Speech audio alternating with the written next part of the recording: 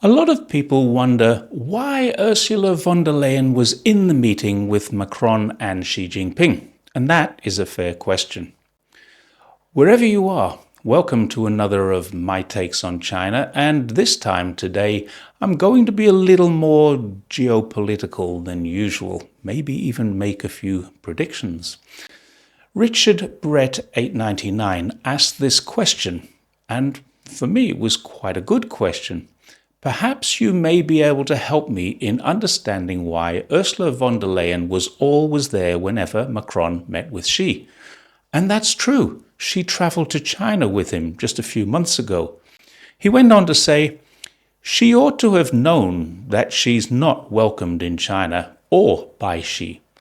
She certainly knows how to speak and act so arrogantly as a US Chihuahua.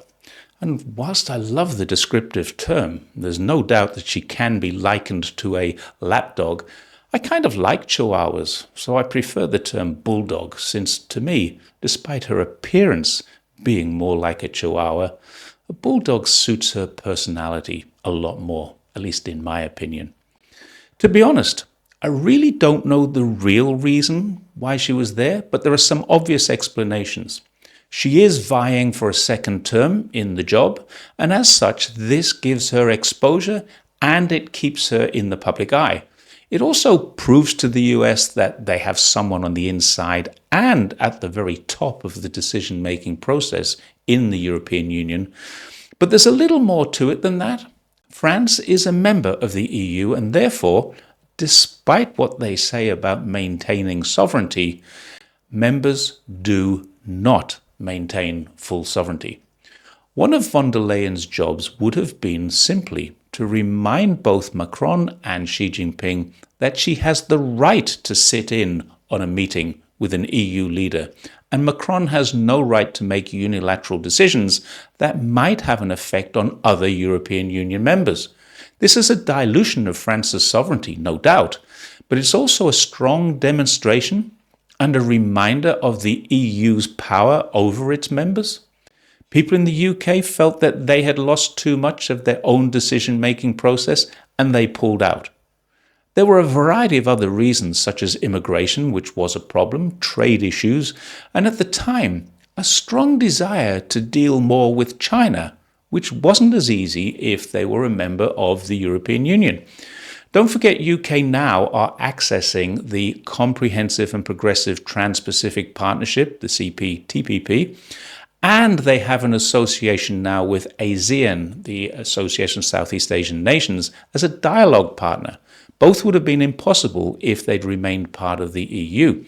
They didn't get the two things that could have really saved their economy from crashing: the free trade agreement with the USA and a stronger relationship with China, which looked so likely when Cameron was PM and now seems like a long-lost dream. But the real reason the UK government got out was the fact that their parliament could be overridden by decisions made by the European Parliament, and therefore full sovereignty is diluted.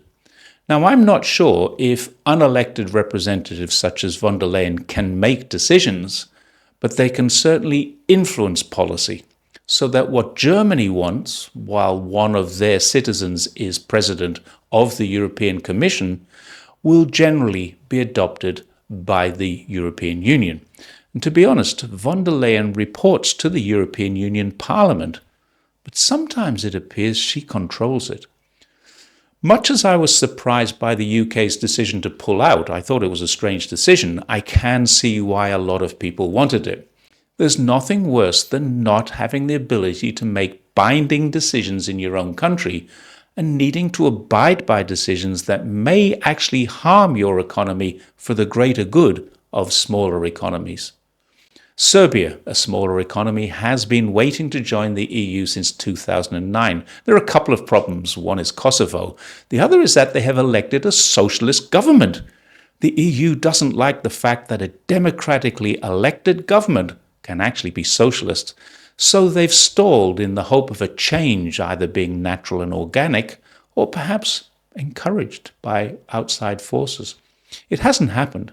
Serbians apparently like their socialist government, So, Serbia's government have approved the country to apply for BRICS membership. Now, that hasn't officially happened yet, but it will happen at the Russian meeting. And we can bet it will not take 15 years to get approval there. I've always wondered what would happen to a BRICS member, which is also on the accession list, or even a member of the EU, if that's possible. I'm certain Serbia will be better off, as would Hungary teaming up with other developing and some smaller nations, rather than the EU. I also think there's some benefits for countries like this to join the Eurasian Economic Union, rather than the EU, but that's just me. The Eurasian Economic Union isn't talked about much in Western media, so here's a very short description of it. It was formed after the fall of the Soviet Union, and its member states are the Republic of Armenia, the Republic of Belarus, the Republic of Kazakhstan, the Kyrgyz Republic, and the Russian Federation. They have free trade agreements with the Islamic Republic of Iran as well as Turkey, and they're a key partner of China.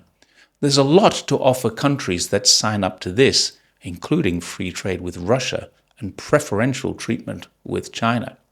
So I have a feeling the EU will see more members, particularly from the East, that seek to exit. And I know that some have been talking about it already. Serbia's been on the accession list for 15 years, but would be better off joining BRICS and the Eurasian Economic Union, in my opinion. However, after seeing what happened to the UK, I suspect several of the countries that were considering leaving would now think a little differently. They saw what happened to the UK's economy. They saw how the US and EU basically let them rot on the vine. There are also strong and powerful connections holding the European Union in check and under a very strong influence of the United States, not least of which was the Nord Stream terrorist attack, which is yet to be determined and probably will never be proven who did that. So I think the reason von der Leyen was in the meeting and why she came to China with Macron was to remind China and the world that France can deal with China if they want, but only on the terms that the EU Parliament agree to, and indicators seem to be that those terms will only be what the US agrees to. So if EU sanctions or restricts any trade with China, France will have no choice but to toe the EU line and impose the same sanctions. Or they face economic devastation as the UK did if their president decides to start moves to take France out of the Union. That has cost his country its sovereignty.